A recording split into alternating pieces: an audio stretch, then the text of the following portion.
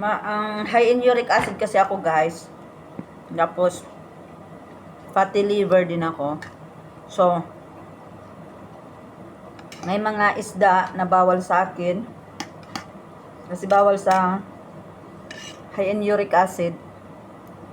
Pero may mga isda din na good sa akin. Pero, ano naman sa liver ko. So, ang hirap i-balance, guys. Lalo may mga sakit-sakit na sa katawan. Tumatanda na. Mas mainam talaga itong tuna, salmon.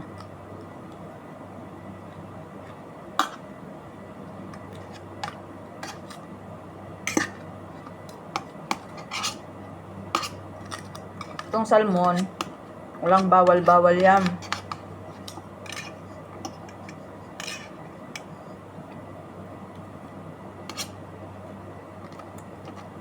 Pero ang pinakang worst sa uric acid is red meat.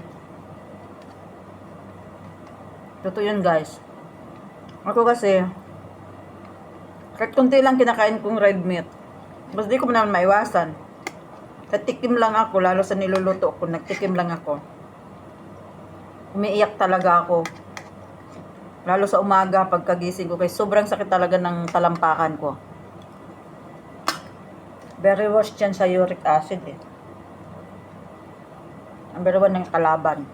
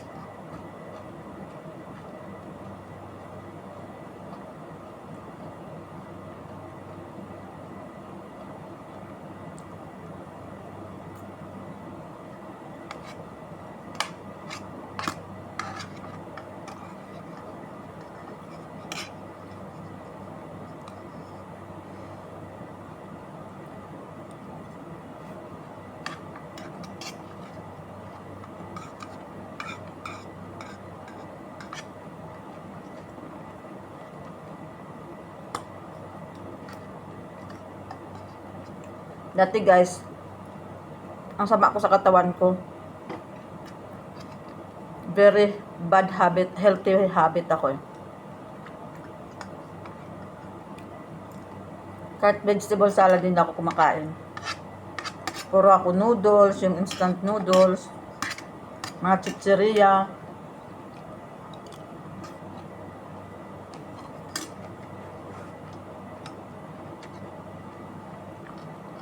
Yan ang favorite kong kainin noon.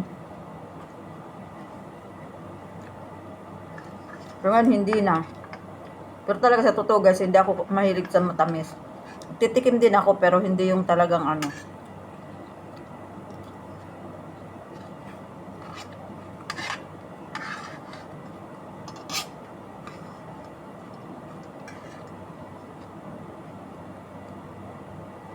Hindi ko pa nakalahati yung ano.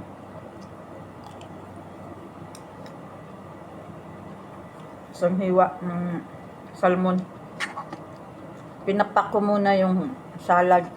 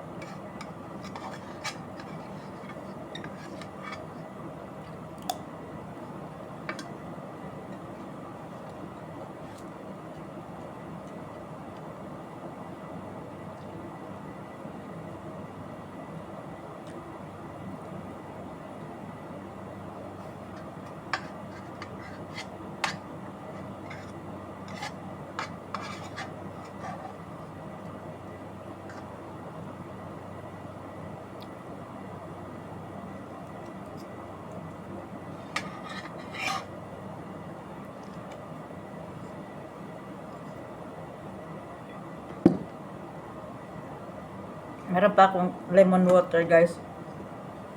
Ito na inumin ko.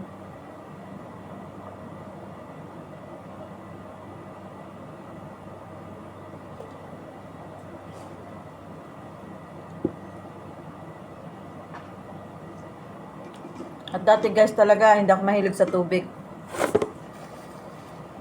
Pero ngayon, pinipilit ko lang sarili ko, lalo mag-inom na ako ng lemon water. Pang-hydrate ba? Minsan nagda-dry ang labi ko.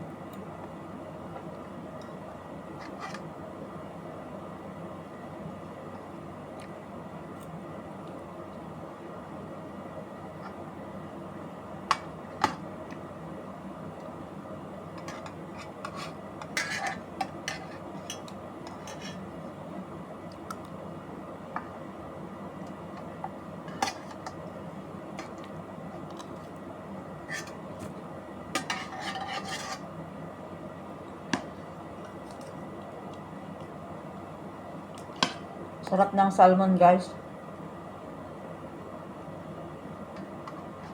Ayan, hinati ko yung pangalawang hiwa.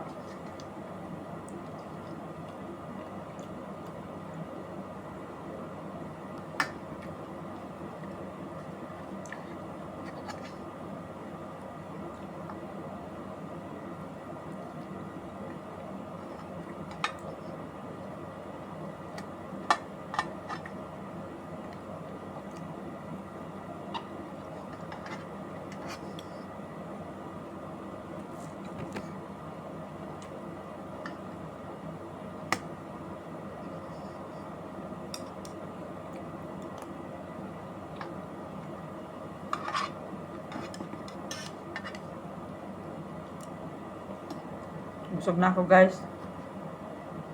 Hindi ko kayang ubusin yung 3 hiwa. Bukas naman.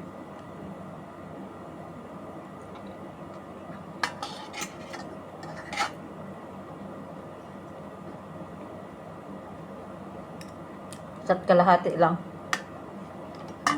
Ito guys yung tira. Bukas naman yan. Lagay ko lang sa ref.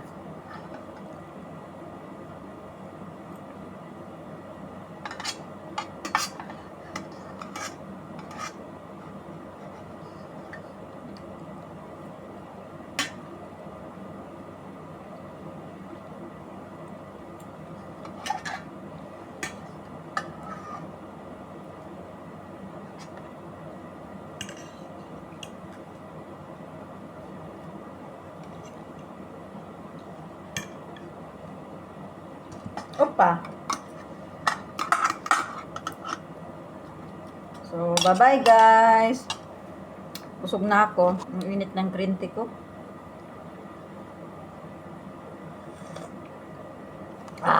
Init.